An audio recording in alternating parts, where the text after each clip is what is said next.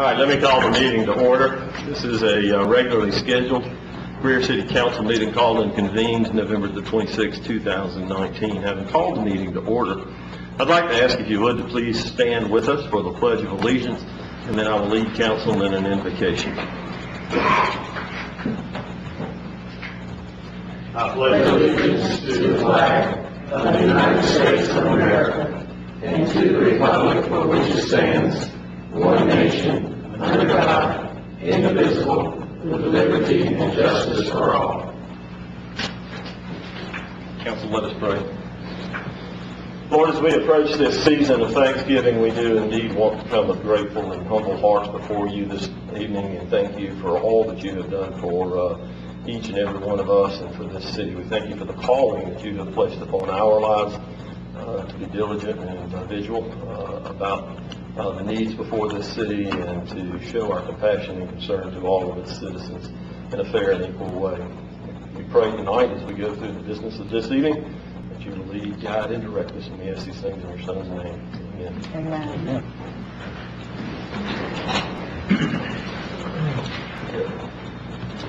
Ms. Duncan, do we have anybody to appear in public forum this evening? No, sir. Council, with that, we will move to the minutes of the council meeting on November the 12th, 2019. I'll entertain a motion that they be received. Second. I have a motion and a second. Any additional items of note for the clerk? Hearing none. Ms. Duncan? Mr. Arrowood? Yes. Ms. Booker? Yes. Mr. Dumas? Yes. Mr. Bettis? Yes. Ms. Albert? Yes. Mayor Danner? Yes. Council departmental reports are contained in your packet this evening. As always, you can contact the administrator or department head in regards to more or additional information in that regard. Susan Howell from our administrative department in regards to budget items. Couldn't think of where it's upstairs. From accounting is with us this evening to bring us our financial update. Thank you. Good evening, Mayor and Council. I'm pleased to present the financials as of October 31st, 2019. Starting off with the general fund, our year-to-date revenue is $2,758,754. The year-to-date expenditures are $8,049,000, which is 4% of the budget. If you look at the dashboard where we compare actuals to benchmarks, we are negative overall variance of $457,000. Our cash balance is $9,697,023. Now moving on to the hospitality fund, our year-to-date revenue is $836,000, which is 3% over budget. The expenses are $29,000, and the cash balance is $2,015,211. Stormwater fund, the year-to-date revenue is $26,000. The expenditures are $289,000, and the cash balance is $1,377,601. Any questions, council? Comments? Thank you, Ben, for the update. I appreciate it. Council, we have a presentation this evening. Chief Dorian, no, Ms. Flowers won't be joining us this evening. Josh Holzheimer joins us this evening for, in place of the chief, to give us the activity report from the fire department. The floor is yours, sir. Thank you, sir. Good evening, Mayor and Council. First of all, I'd like to introduce, if I could, Eric Carlson, our newest firefighter. If he would stand up, he is assigned to today's shift, and so we're glad to have him here with us. He started towards the end of September. Thank you. Well, good evening, and thank you again. As the fire department activity report for October, you do have it in your packet, but we wanted to highlight some of the highlight areas for the month of October. As you can see, medical calls continue to average about 57% of our call volume. False alarms are down, which is a good thing, and our fires are up a little bit, but that is in part too because of the automatic aid that has taken place, running to other department areas and stuff like that in reference to those. As you remember, last year at about the same time, Chief Flowers talked about the new CAD and all that had come into place, and well, we have now been on it for a full year, and our call volume is showing it, and we're up to 3,063 calls at the end of October for the department. Our service calls and good intent calls are up also, but those good intent calls are smoke detector installations or citizens assist for lifting and stuff like that for those calls. Our department training. In October, we had 3 additional paramedics complete paramedic training. They are in the process of testing now for their national certification, but they did complete it. The end of September and the 1st of October, we had another new firefighter, Scott Collins. He completed the rookie school in Columbia. And we had another, Austin Blanchard completed his tactical medical practitioner, which he has been working with our police department in responding to those incidents and talking about medical professional for them as the police officers. Our company training is up to 799 hours for the month of October, which is 6,800 hours for the year thus far. You will notice that our interdepartment training and training at our training facility is down. What we did this past year with our automatic aid departments is we changed some things up. Instead of going once a quarter, let's say at the end of November we all met and we went, we broke it up and we send companies now to where the companies rotate every month to complete that training, so it spreads it out over a 3-month period versus a 1-month period. So that's one reason it's down during the month of October. But our total training hours for the year is at 13,211 hours. Our fire marshal's office has been very busy. As you can see, their inspections are up, 304 inspections for the month of October, 262 violations found, and 219 violations corrected. Permit fees are up as well. They've increased from last October to $5,571 for the month of October.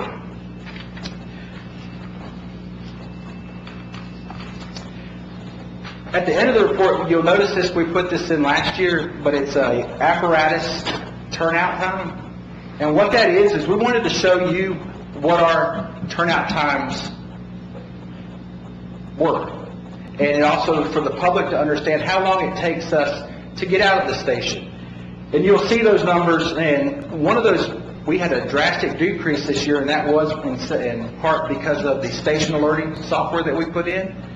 So before, when a call was dispatched, the dispatcher would type the call in, send the call out, then activate tones, alert the station. And what happens now is when they assign, let's just say, engine 41 to a call, it automatically alerts the station. The dispatcher has to do nothing at that time. It alerts the station. They get a quicker jump on the call to get to the truck and respond faster, which has really helped decrease our turnout times. The other thing is our average response time. You can see there the longest response time is 5 minutes and 12 seconds by engine 56, and one of that is because they're going usually to another area to help out. So that's increased those times. The 1st of November, we did complete our pre-con for the new ladder truck. It is getting ready to start production, so it should be here still on point in August of 2020. But that concludes the fire department's monthly activity report, and I'll entertain any questions. Thank you, sir. Council, questions or comments? Where's the fire chief? He's had a family emergency. Oh, okay. Mr. Holzheimer, you mentioned total calls up, but I understand and have gotten good feedback from the department that the new system is working well and has helped y'all out. So there is a trade-off in terms of those two things. Yes, sir. Yes, sir. And the thing is, the call volumes may go up, but it may be a single unit response instead of multiple units. That also increases our call volume. If they pull the battalion chief to respond to Taylor's, that's a call that has to be tracked. If it's an engine that goes, all those calls have to be tracked now to make sure that we're documented properly. Others? Well, as normal, we thank you for what you do. We know that this is a particularly busy time of year, particularly as people are firing furnaces and stoves and heaters up for the first time. We wish y'all well, and pray Godspeed. So y'all be careful, and thank your folks for what you do. Thank you. Thank you.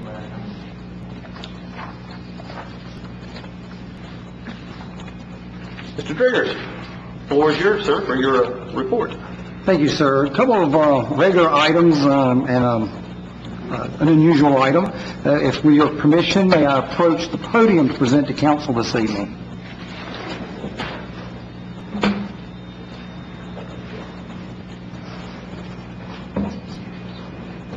A couple of calendar items that we certainly wanted to make sure that you are aware of. Our tree lighting ceremony here at City Park will be taking place on Friday evening, December the 6th. Of course, the next morning is our Breakfast with Santa event, always a full house and a variety of activities taking place in downtown over that weekend as well. But we do hope that you can join us for our community tree lighting ceremony, again, right here in City Park, and we're looking forward to that. Was able to share some information with you relative to an upcoming event sponsored by our local Chamber of Commerce. We always enjoy visiting with and hearing from Dr. Bruce Yandel. He's been doing this for a number of years, and that program will be taking place on December the 13th, again sponsored by, December the 11th.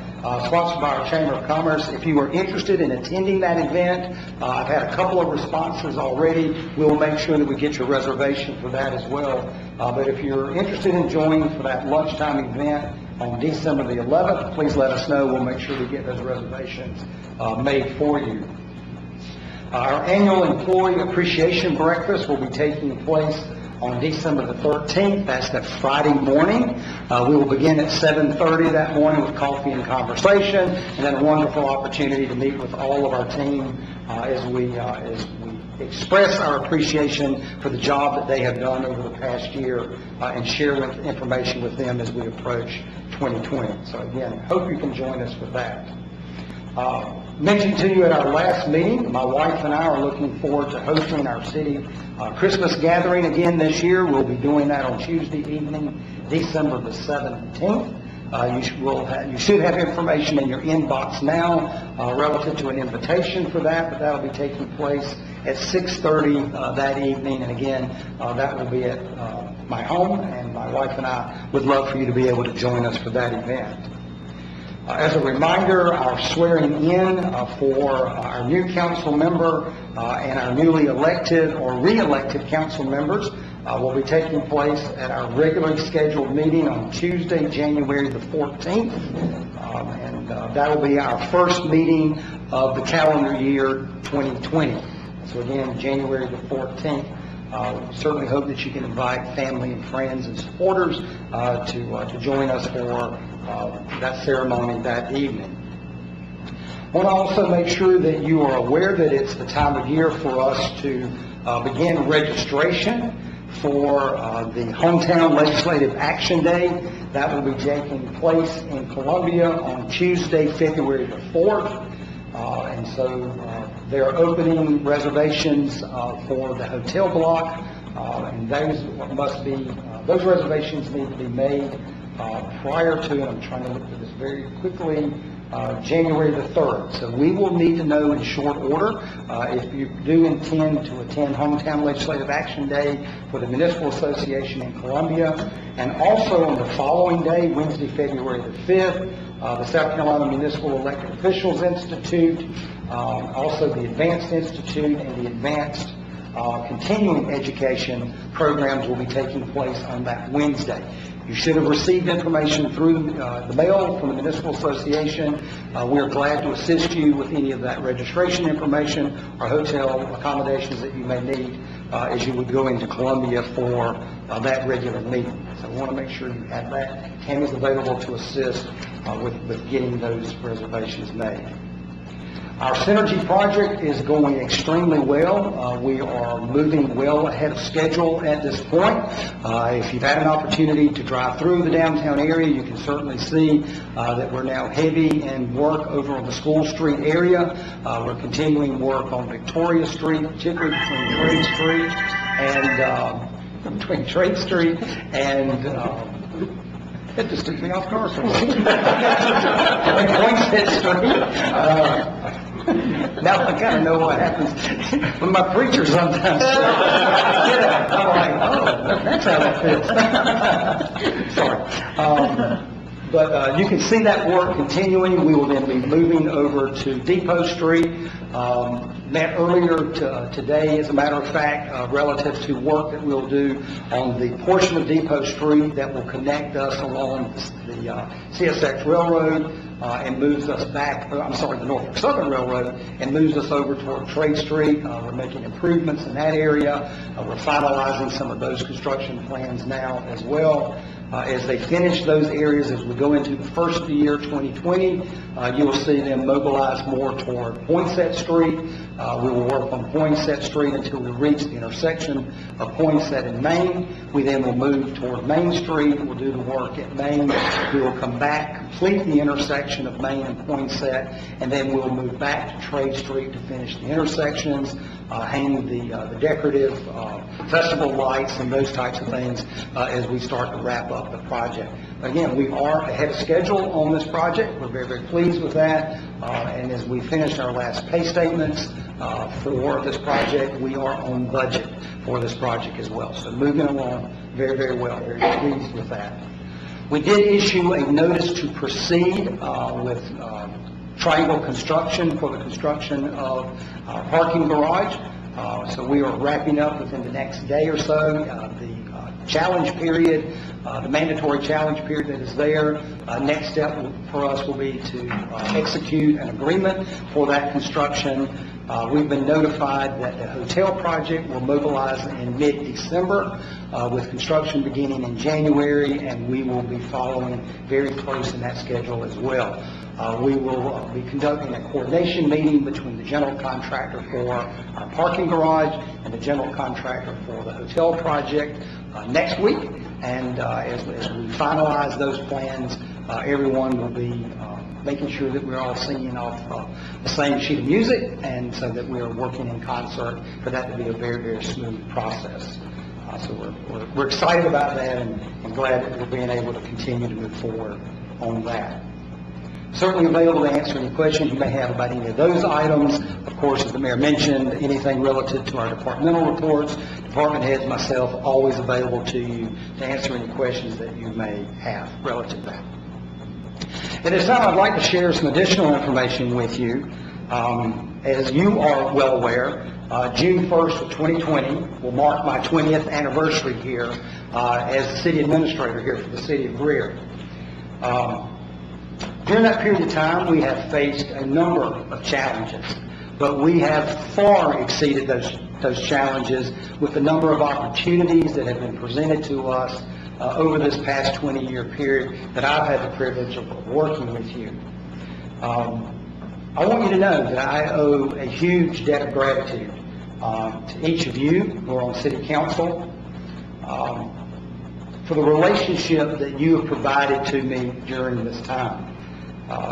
You've treated me with great respect. You've treated me with great professionalism, and for that I am most appreciative.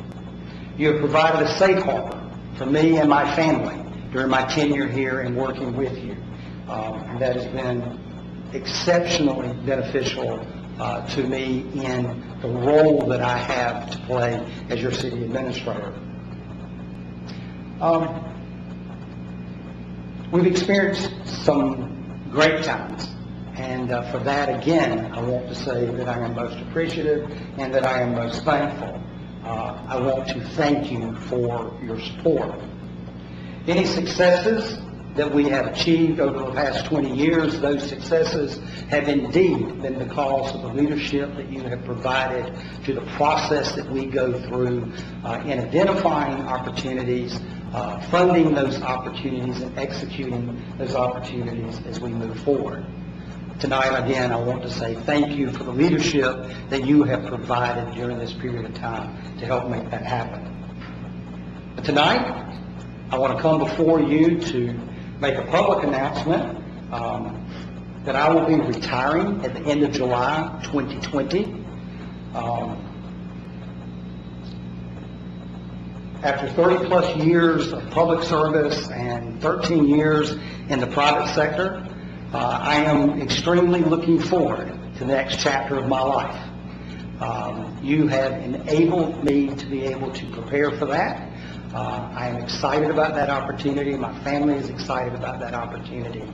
But I am excited also about the opportunity that we have between now and July of 2020 to prepare for the transition, for a new city administrator to come to this city and to work with you as we would continue to grow and prosper and face challenges and opportunities in 2020 and beyond.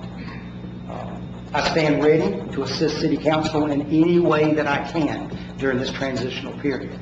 I am here at your service, and however I can assist you in doing that. But for now, it's business as usual. We've got a lot of work to accomplish in the coming months. I look forward to that work that we will continue to do. I am most appreciative for the team members that we have here at Team Greer. You know, we absolutely have a remarkable staff. Our team is the best that I have encountered anywhere in my travels in this profession, truly across this globe. I would put our team against any others anywhere. You are in great hands with the people that are here, and they will be here to assist in this transition as well. It's a privilege to lead Team Greer, and I will do that with all of my heart and all of my zest and all of my effort as we move through this time of transition. Thank you very, very much for this opportunity.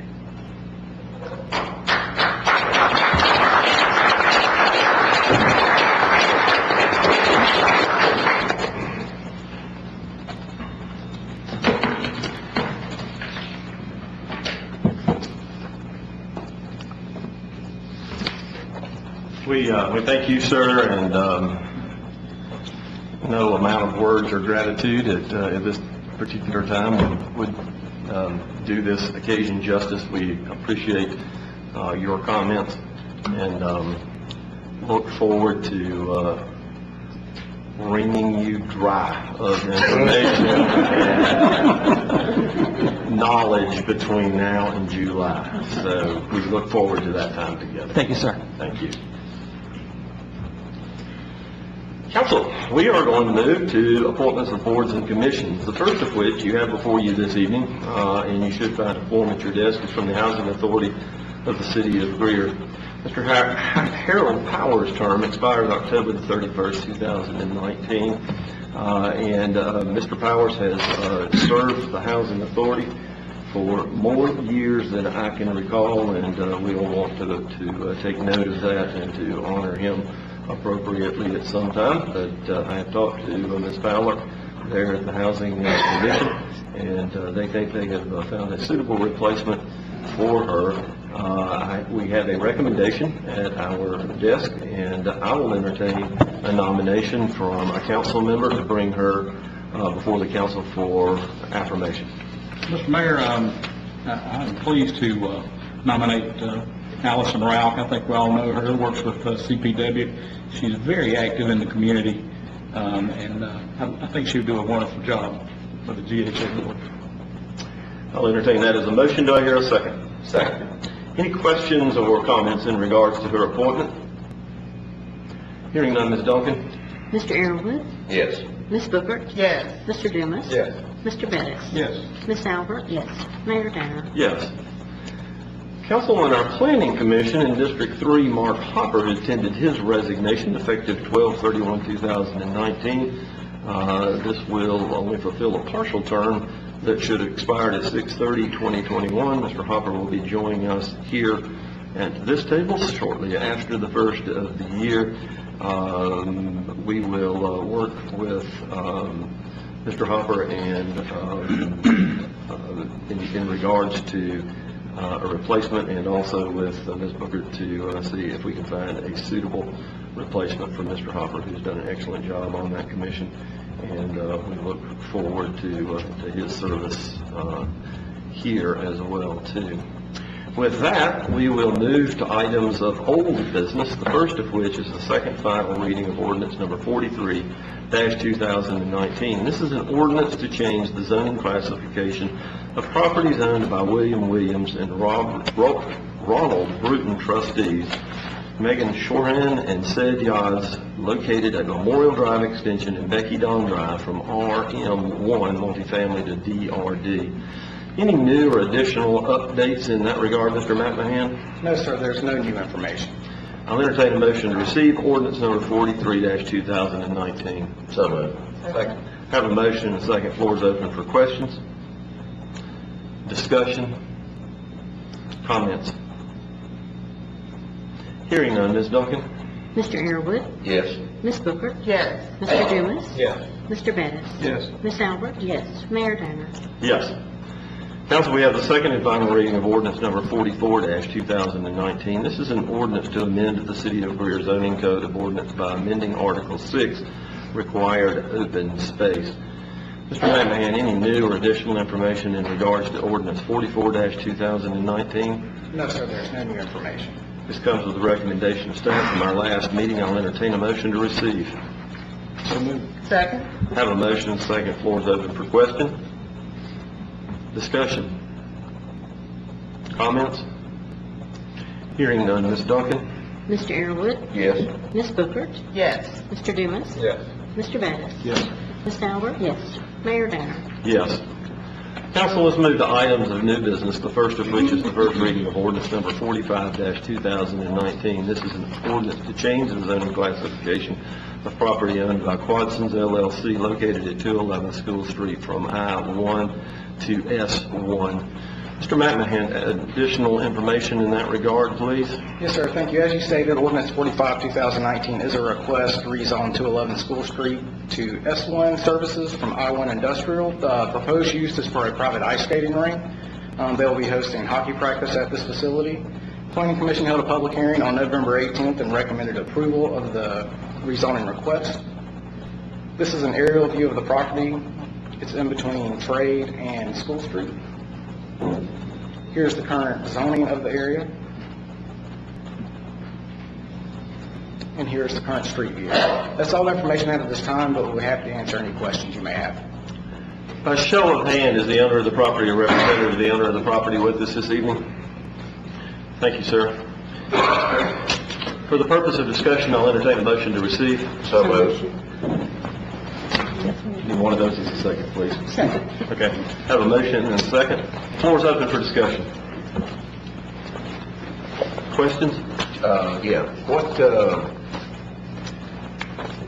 and I don't think that this is what they're going to do, but it's always the long term. Is it I-1 and S1 that allows adult-oriented businesses?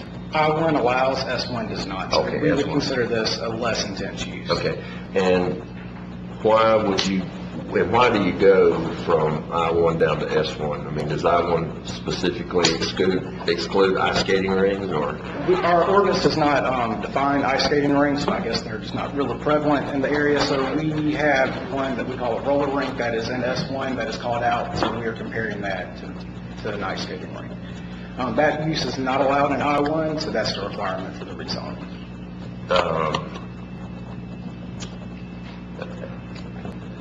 Well, the owners here, I guess, did you have any discussion with him that it probably would be harder to go back from S1 to I-1? Yes, sir. Staff would not recommend going back to I-1 just due to the location of downtown. Okay, and I'm getting affirmative, you understand? Okay. Yeah. Okay. Others? Anything you'd like to add to the conversation this evening in regards to the project? These guys here are the ones that's in the high school. I just asked them on building. They can, any questions you have as far as the business itself, they would be happy to answer for you. Would one of y'all like to come to the podium and identify yourself and give us some information about the project? Seems worthy of hearing a little bit more about it. If you'll just state your name and address as a matter of record, the floor is yours, sir. Darren Anderson, my address 628 Driftwood Drive, Greer, South Carolina. Kind of give you a little bit of history on the group is we've started a district hockey training association. We currently have approximately 200 skaters from the ages of 5 all the way to 18. We are currently practicing in different locations. The local or several cities around us cannot hold our particular amount of members, and as well the hours that are needed to train properly in the industry. We kind of have been looking for a particular building to be able to put together a training facility that would suit our group. This has been a 4-year process. We have been brought to downtown Greer as part of, I have as part of the Synergy project. I own a brick paving company that is a pretty integral part of getting the streets together here for the last little bit. But we fell in love with the entire community. Being here so much and it being such a warm community, when the opportunity came about that there was a building that fit our needs as far as training, and then combined with the area that it is in, we felt that it was the perfect timing and the perfect space for us to be able to join the Greer City and get into a position to be able to move forward with this training facility. We currently have outgrown the places and struggle with ice time. The idea of us being relevant in the national setting is something that we strive for on a day-to-day basis. We didn't want to feel, or we don't want to feel geographically handicapped because of the area and the lack of facilities to be able to hold our group. All these different factors kind of brought us to the conclusion that we needed to take matters into our own hands and put together the practice facility scenario, and we've been able to do so. We're very excited to be part of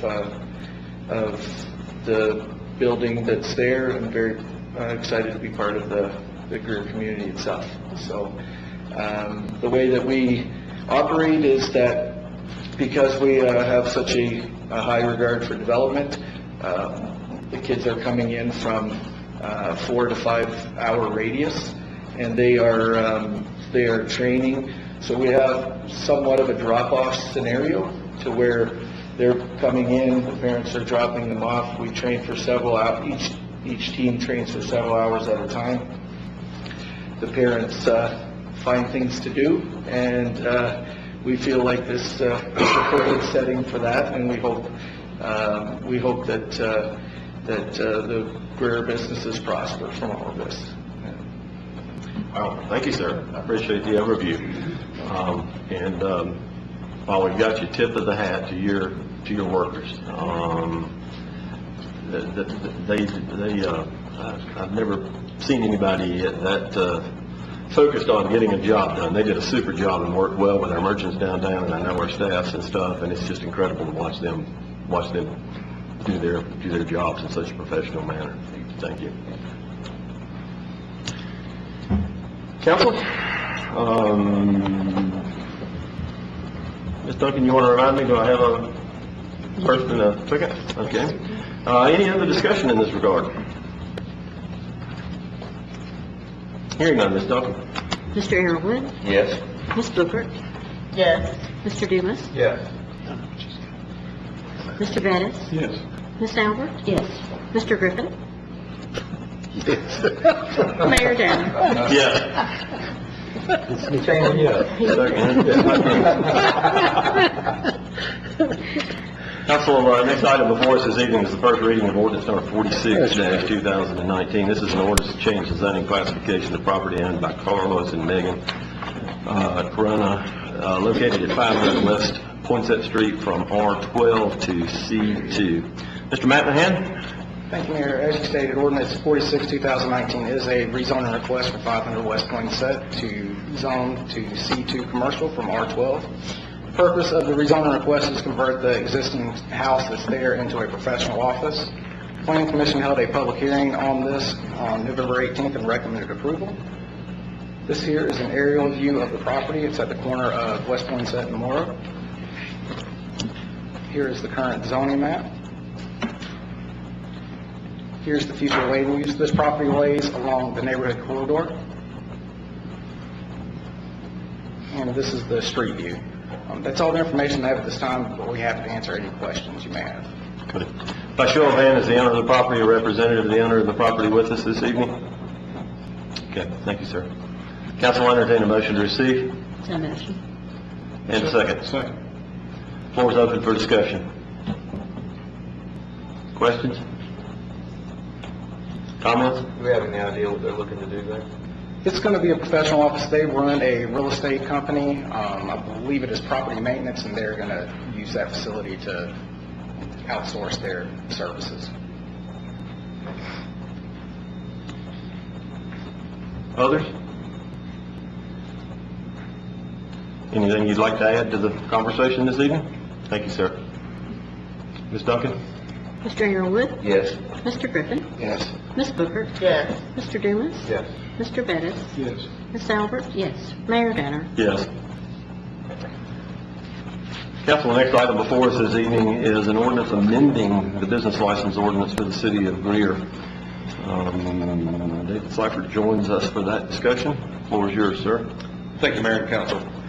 This ordinance is one that we do fairly regularly. In the past, they have been every 2 years, but with the changes going on in the state legislature and the work that we've been doing with business, the statewide business license community, of which I'm a part of, we are recommending now that this ordinance comes every year. So this ordinance will repeal and replace 2 class schedules in our business license ordinance. Those are appendices B and C, and will keep us in line with the most current IRS statistics of the North American Industry Classification System. For the purpose of questions and discussion, I'll entertain a motion to receive. So moved. And a second. Second. Floor is open for discussion. Questions? Comments? Hearing none, Ms. Duncan? Mr. Arrowood? Yes. Mr. Griffin? Yes. Ms. Booker? Yes. Mr. Dumas? Yes. Mr. Bettis? Yes. Ms. Albert? Yes. Mayor Danner? Yes. Council, the next item before us this evening is the first reading of ordinance number 48-2019. This is an ordinance amending Chapter 22, City-Owned Cemeteries, Section 22-2 through Section 22-16 of the City Code of Ordinance to clarify, strengthen, and expressly state certain rules and regulations. Mr. Seifert, looks like you're going to lead us in this discussion as well. Again, thank you, Mayor and Council. The ordinance we bring for you tonight requesting these code changes does make some amendments to our code in relation to our cemeteries, and just some of the highlights of what these changes are. As you're aware, for a couple of years we've been talking about adding a columbarium, where to the point of getting close to get that project in construction, so the ordinance will allow for that columbarium and the pricing of the niches. And then along with the columbariums, as well as just the growth and popularity of cremations, it is also clarifying and specifying the number of remains, whether they be in a casket or whether they be cremated in a grave space that is in the ground, or whether it's in one of the columbarium niches. One of the next requirements that we're requesting a change for is to require flat grave markers on the new sections, and that's to help ease with maintenance and mowing and things like that. to keep the vertical ones, those will remain as they are in the old sections, but in the new section, we'll go to the flat grade markers. And then we will strengthen the prohibition of the landscaping and mementos placed at the grave site. So, coping, gravel, things like that around the grave site, again, for maintenance issues. And then lastly, the last major change will be prohibition of physical structures unless they're placed by the city, such as a columbarium. Be happy to take any other questions you may have. For the purpose of discussion, I'm entertaining the motion. So motion. Second. Motion second, floor is open for discussion. You'll be able to put flowers in. The flowers are still allowed, yes, sir. Until they're wilting. We've discussed this in the past with this first columbarium being at Mountain View. Correct, yes, sir. What we're talking about. Let me ask, are there sites left over here at the church behind us? It's been a long time since I've looked at that map. That is not one we're actively selling. Okay, Susan's telling me no, there are no sites left in that space, in the cemetery. Okay, so no need to exempt that particular one from not having an upright structure possibly then than the others? But the exemption or the prohibition for the upright structures is only in the new section, which is the west end horseshoe loop in Mountain View, or if the city chooses to open any new ones somewhere else. It does not affect anything that is currently standing or any of the older sections in Mountain View. Good, okay. Thank you, sir. I think I'm the closest one on this board to needing one, so probably. Don't get in a hurry. I have a motion and a second. Any further discussion? David, in section 22-16, I guess this is placement of arrangements.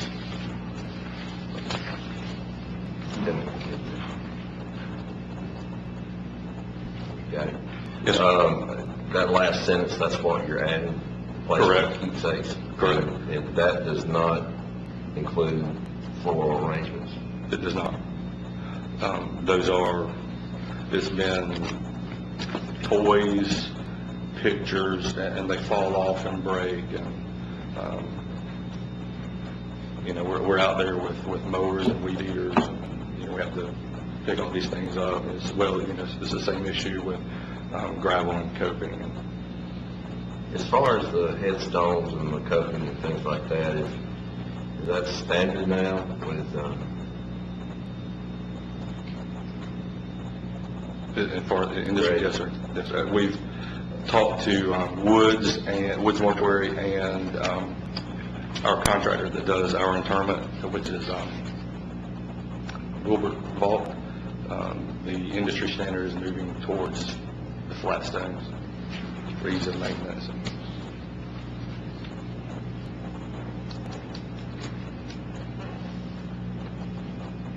What are the fees? $750 for space. Others? Ms. Duncan? Mr. Arrowood, yes. Mr. Griffin, Yes. Ms. Bookert, Yes. Mr. Dumas, Yes. Mr. Bettis, Yes. Ms. Albert, yes, Mayor Danner. Yes. Thank you. Thank you, sir. Council, contained in your packet is the 2020 council meeting schedule. That comes to you as a recommendation. Entertain a motion to receive. So moved. Second. Any items of note from the administration in that regard? No, sir, only that we are identifying on the calendar your planning retreat, February 18th and 19th, and so we're including that in the calendar this year as well. Does require action. We get a motion in a second. Ms. Duncan? Mr. Arrowood, Yes. Mr. Griffin? Yes. Ms. Booker? Yes. Mr. Dumas? Yes. Mr. Bettis? Yes. Ms. Albert? Yes. Mayor Danner? Yes. Council, the last item before us this evening in new business is a project that we need to receive additional information in regard from the administrator. We will hold this matter over until after executive session. I'll entertain a motion at this point then to enter into executive session. Mr. Mayor, I'd like to make a motion to enter into executive session to discuss 3 economic development matters. One is Project Carl, the other is Greer Mill, the other is Project Homecoming by state statute section 30-470A5, and also make a motion to discuss personnel matters, enter into executive session pertaining to the administration department as allowed by state statute section 30-470A1. Comes as a motion. Do I hear a second? Second. Have a second? Ms. Duncan? Mr. Arrowood? Yes. Mr. Griffin? Yes. Ms. Booker? Yes. Mr. Dumas? Yes. Mr. Bettis? Yes. Ms. Albert? Yes. Mayor Danner? Yes. Council, in executive session, we have considered 4 matters. We had 3 economic development matters and 1 personnel matter. We've taken no action in regards to any of those 4. At this point, I hear a motion to come out of executive session. So moved. Second. Have a motion and a second. Ms. Duncan? Mr. Arrowood? Yes. Mr. Griffin? Yes. Ms. Booker? Yes. Mr. Dumas? Yes. Mr. Bettis? Yes. Ms. Albert? Yes. Mayor Danner? Yes. Council, we had 1 item on the agenda under new business that we deferred for more information in regards to Project Carl. Do I hear a motion in that regard this evening or further discussion? Mr. Mayor, I'd like to make a motion to authorize the city administrator to enter into an agreement relative to purchase and acquire property for recreational purposes, discussed in Project Carl. Have a motion. Do I hear a second? Second. Floor is open for discussion. Questions? Yeah, I think it's a good opportunity, but with all good opportunities, there's opportunity cost. And if folks have known me since I've been first got elected on council, I know that one of the things I push for and that we've done is put together a well thought out, long-term strategic plan. And my reasoning behind that then was, we're at point A, we want to go to point B.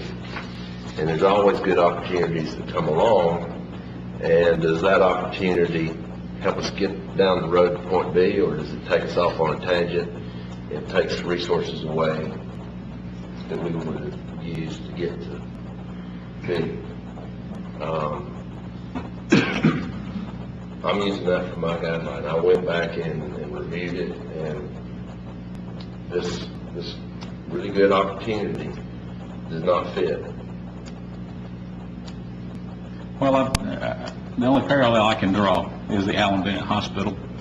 And just in that instance, as in this one, albeit it took a while to flush out,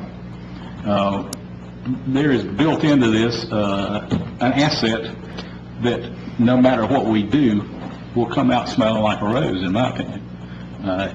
If everything else fails, what do we make? A couple of $1 million on the Allen Bennett Hospital. If all else fails in this case, I think we'll be able to come out just fine. But in the meantime, we have the opportunity to go to that next level with something that is not common in a lot of cities.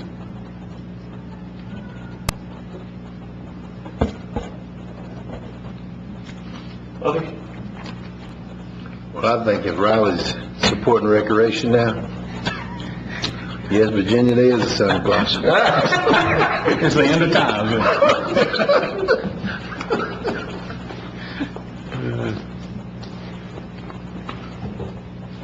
Ms. Duncan?